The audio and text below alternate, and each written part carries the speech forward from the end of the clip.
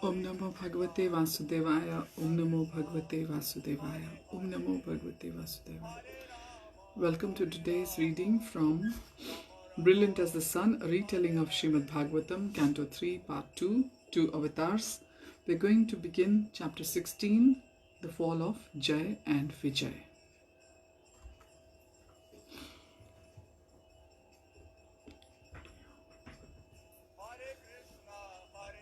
Lord Narayan intervenes in the dispute between Jai and Vijay and the four kumars.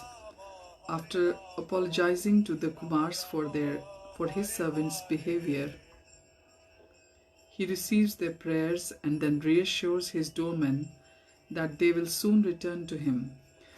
They then fall to the material world. Verse 1 of chapter 16, Narayan asks the boys to rise to their feet. He addressed them as great sages and praised them for knowing the principles of yoga. The four naked boys stood with lowered head before Narayan and his consort, Goddess Lakshmi. Verse 2 and 3, my instructions.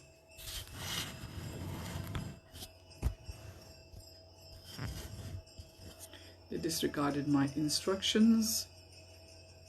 You are all devoted to me, so they should not have mistreated you in such a way. Therefore, great sages, I approve of the punishment you have given them.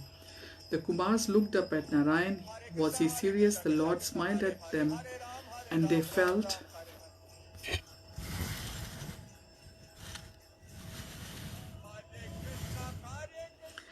a surge of relief. Simultaneously, Jai and Vijay hung their heads. How could they have so displeased their beloved Lord? Verse 4, Narayan continued, to me the Brahmin is the highest and most beloved personality. I seek your forgiveness for personally offending you. The boys looked agape at each other, and here we have the darshans of Shri Shri Radha Shyam Sundar from Shri Vrindavan Dham, from the Krishna Balram temple, and Rajbhoga Aarti is going to begin here.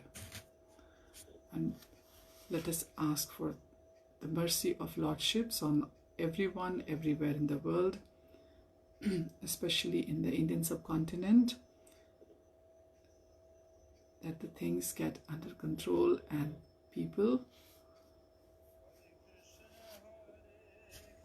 get some kind of normalcy soon in their lives. Shri Shri Gauranitai ki jai. Shri Prabhupada ki jai.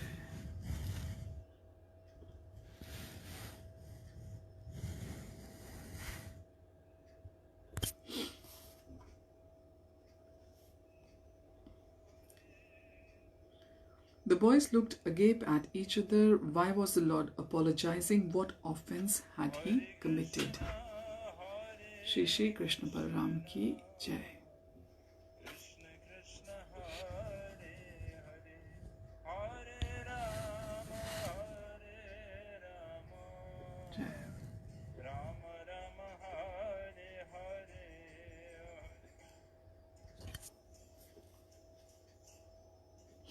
Narayan looked over at Jai and Vijay. These doormen are my personal servants for whom I have much affection.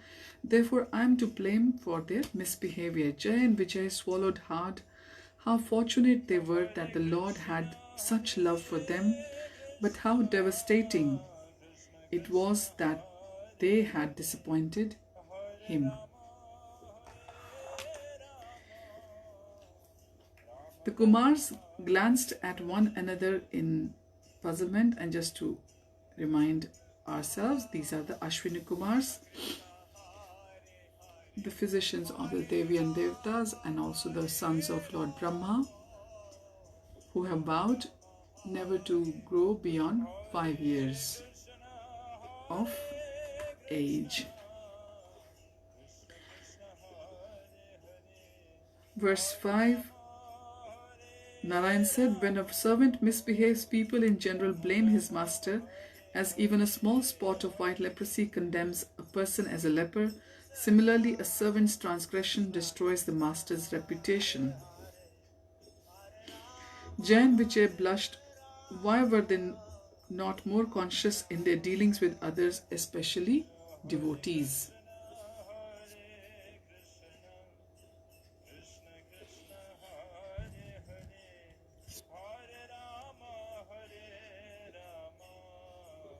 Verse 6. Everyone gazed at Narayan as he continued to speak in mellifluous tones. Simply by hearing my stories, my glories, even the most sinful person is purified. I have become glorious because I always protect my devotee. Know for sure that since you have become conscious of me, I will not hesitate to even sever my arm if its conduct offends you. The boys realized that the Lord was referring to his doorkeepers, whom he viewed as his own arms.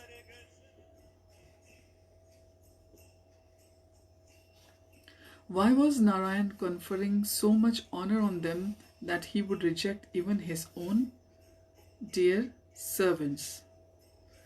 Verse 7, Narayan asked, do you know why my feet are so hallowed that just by remembering them one can be freed of all sin?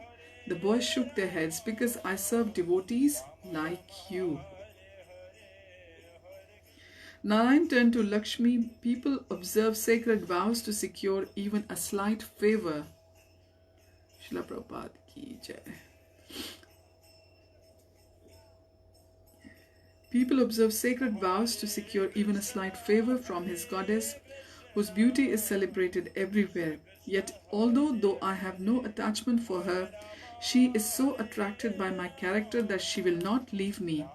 This is because I always serve my devotees. It's a very powerful statement here. Lord says that I have no attachment for the goddess of fortune. She is so attracted by my character, she will not leave me. This is because I always serve my devotees. And she is also one of the devotees of Lord.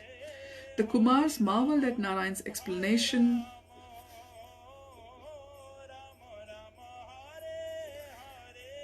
The Lord is as anxious to serve his devotees as they are to serve him. His love for them was his greatest quality. Narayan continued, my dear boys, verse 8, people make offerings of ghee, grains and fruits into the sacrificial fire to satisfy me. However, they do not know that I am more satisfied when food is offered to Brahmins who have dedicated everything to me. Verse 9, addressing Jai and Vijay, Narayan said, although I am the Lord of the spiritual worlds, and although the Ganges is considered sacred, because it has washed my feet, still I offer the greatest honor to my devotee Brahmins by placing their foot dust on my head. Since I am so respectful to them, why have you disregarded them? Jai and Vijay hung their heads. They did not know what to say. Verse 10, glancing at Vaikuntha's residents crowding around, Narayan said, the wise know that defenseless creatures such as Brahmins, cows, women, children and the elderly are my own body. They should be properly protected by their respective guardians. So the Lord is describing that defenseless creatures such as Brahmins, cows, women, children and elderly are his own body and they should be protected by their respective guardians. One who neglects or torments these 5 types of helpless beings is no better than a furious serpent, and he will be severely punished by the vulture-like messengers of Yamaraj, the Lord of Death.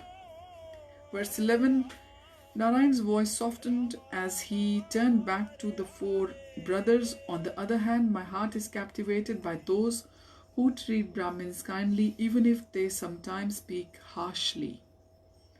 One who desires to please me must always show Brahmins affection, seeing them as myself. See how I am pacifying you.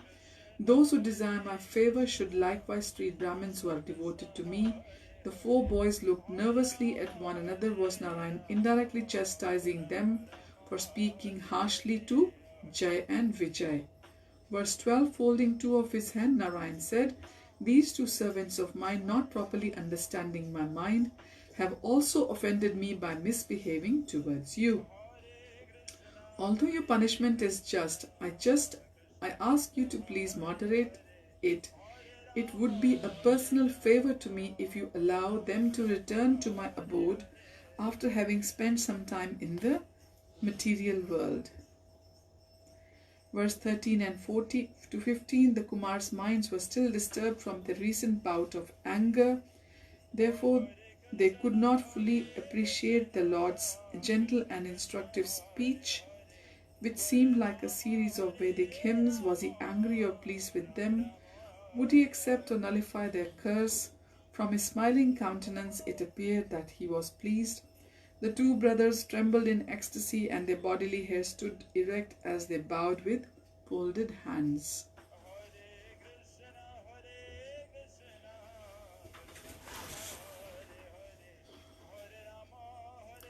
Verses 16 and 17, Sanat said, "Lord, you are superior to everyone, therefore we are puzzled how we can do you a favor.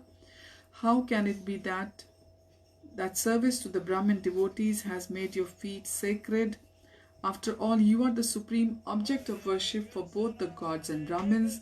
It is only because you love the Brahmins that people give us such special respect." Verse 18, Sanandan said, "Eternal religion is to surrender to you.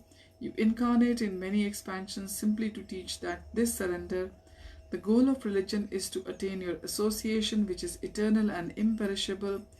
Any other achievement, such as elevation to the heavens, is temporary." Verses 19 and 20, Sanatan said, "My Lord, it is not possible that you need anyone else's favor. All types of mystics who have given up material desires can only attain transcendence by your grace. The goddess of fortune is worshipped by the gods, Brahmins and Vaishnavas. She, however, is eager to stay at your lotus feet, where the king of bees hovers on wreaths of fresh tulsi leaves offered to you by some blessed devotee."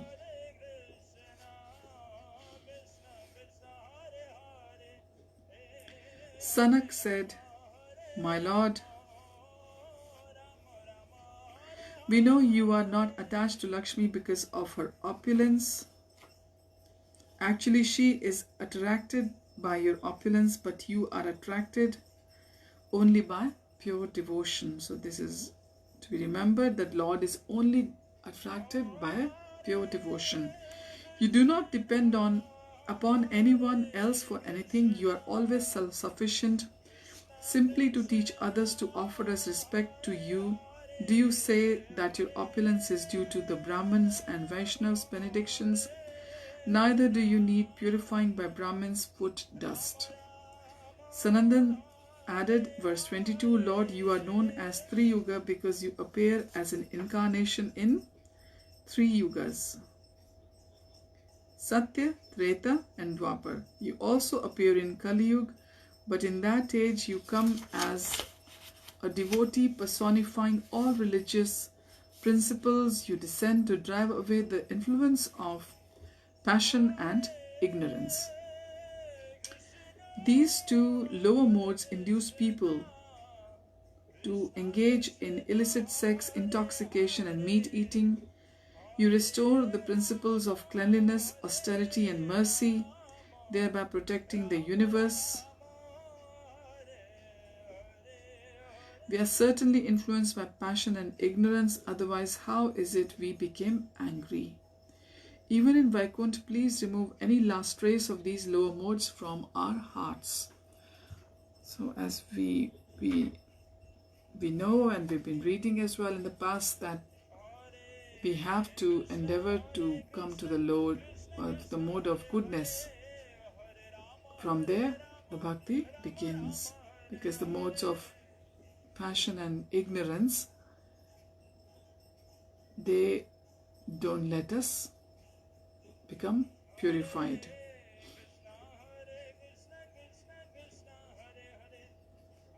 Verse 23, Sanat said, I can understand why you have spoken so gently and kindly to us. Despite our mistake, Brahmins and Vaishnavas are crucial in human society because they give spiritual directions. When they are mistreated, society becomes misdirected and is destroyed. Since everyone follows your authority, you have praised us to show the importance of properly respecting Brahmins and Vaishnavas. Verse 24, Sanatan spoke again. As a proprietor and maintainer of the universe and an ocean of goodness, you do not like to see human society misled. To protect the populace and destroy evil elements, you regularly appear and exhibit your mighty potency. As a part of your transcendental pastimes, you display humility, but this never compromises your supremacy. So, Lord displays his humility even in his pastimes, but that still doesn't make Lord compromise his supremacy. The Lord is still the supreme. Verse 25, the Kumars bowed their heads in contrition, or is it contrition?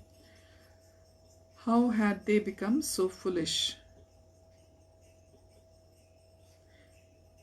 So as to curse Narayan's beloved servants, telepathically they conferred. Sanat said, one who has implicit faith in the Lord should never be considered at fault. What to speak of those engaged in Narayan's loving service like Jai and Vijay? Sanat Kumar added, we have made a great mistake. Sanandan said, how can we atone? Sanatan said, we must submit to the Lord's will. If he likes, he can punish us to free us of our offense. What else can we do?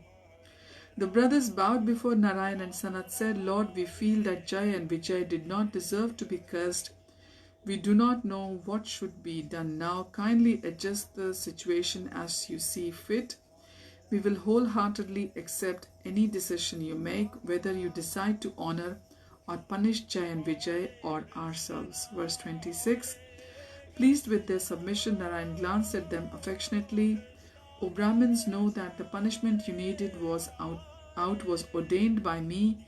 It is by my will that they take birth as demons. So Lord has confirmed it was all Lord's Leela.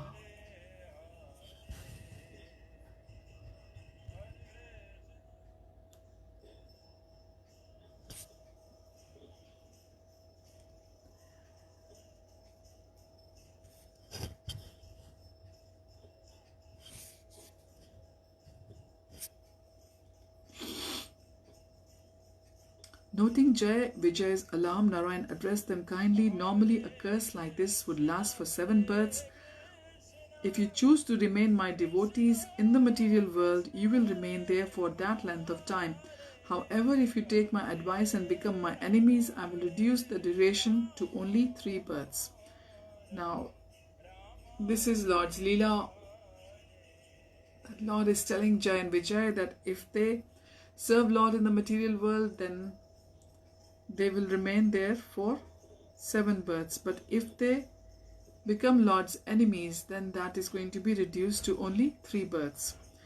Desiring to return to their service as soon as possible, the guards called out in unison, Lord, we will become your enemies. And Narayan smiled.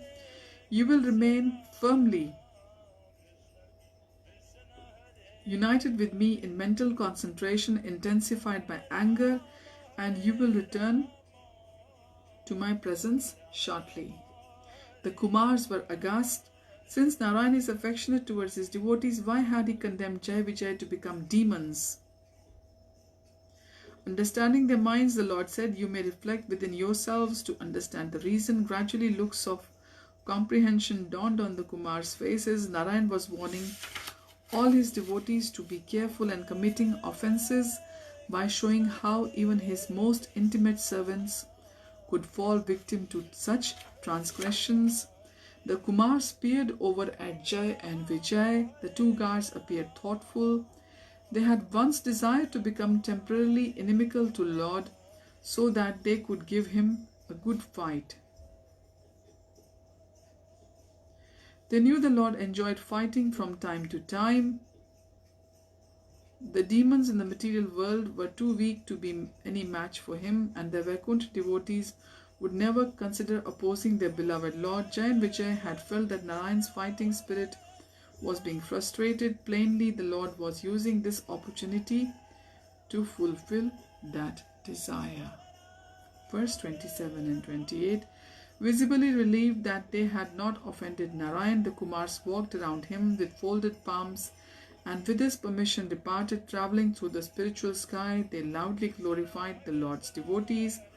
Verse 29. Narayan turned to Jai and Vijay. Go to the material world, all glories to you.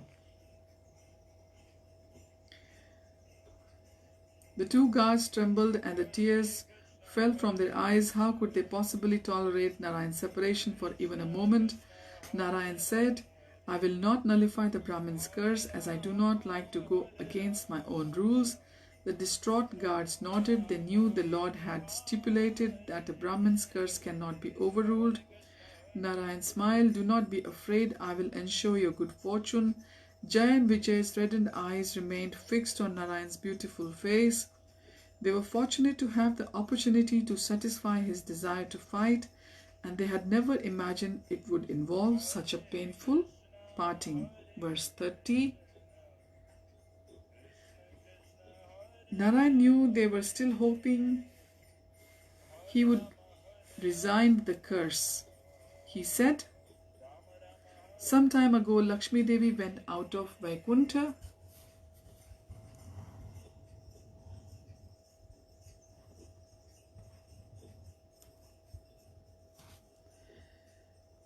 When she returned, I was resting. You stopped her from entering my room. Fearing my sleep would be disturbed, she became angry and foretold that one day you would have to leave Vaikuntha. Verse 31. Jai and Vijay's heads fell. Narayan spoke soothingly. Although you will have the mentality of demons, you will always be united with me in meditation. Even as my enemies, you will be serving me, for I will experience great happiness by fighting with you. By always thinking of me, you will soon overcome the Kumar's curse and return to me. Verses 32 and 33. The Lord then bade them farewell and returned to his palace. The two doormen gazed one last time at the beauty of Vaikuntha, at the innumerable celestial airplanes and the unsurpassed wealth and splendor. As Narayan passed out of sight, they lost their bodily luster. With agonized hearts, they fell from Vaikuntha. Verse 34. Seeing their fall, the residents of Satyalok, who were flying in shining airplanes, cried out in dismay. Because it's hot weather at the moment, so we can see the lordships being offered the peacock feather, the Vyajana Seva. The magic lights in Brahma's hall were gradually fading. Long shadows fell across the upturned faces of the anxious gods. Only Brahma's self-effulgent golden form glowed brightly. Verses 35 and 36. He said, Narayan's two principal doorkeepers have entered Diti's womb through Kashyap Muni's powerful semen. The prowess of these twin brothers, demons, has curtailed your influence and blocked sun rays. There is no remedy within my power for this disturbance, as it is Krishna's will. Surya slowly shook his head. If this situation continues, I will soon die. Chandra clasped Surya's hands. If you die, the whole universe will perish with you. Indra's jaw clenched. How will the Lord save us? Verse 37. Brahma sighed, my dear sons, Vishnu is in full control of the three modes of nature. He creates, maintains, and destroys the universe. Even the greatest yogis cannot understand the extent of his powers. Therefore, there is no point in us trying to guess how he will protect us. Rest assured, he will find a way. So this brings us to the end of chapter 16, the fall of Jai and Vijay, the two doorkeepers of in the Vaikunt of Lord's. They are the Lord's doorkeepers there, and how the curse which started from Lakshmi Devi then came through the four Kumaras, and how the curse has become a boon to them, because even as enemies in the material planet, as demons, they will be meditating on Lord, and they have taken upon this in a way because they wanted to help the Lord enjoy his fighting pastimes, and they are taking birth from Diti and Kashyap Muni, and how these two demons, Jai and Vijay, will be descending on the earth will be unfolded soon in the following narrations. So thank you for joining, and with these beautiful visuals from the ISKCON Vrindavan temple, we finish today's reading. Hari Om Tat Sat and Hare Krishna. Please stay safe and chant.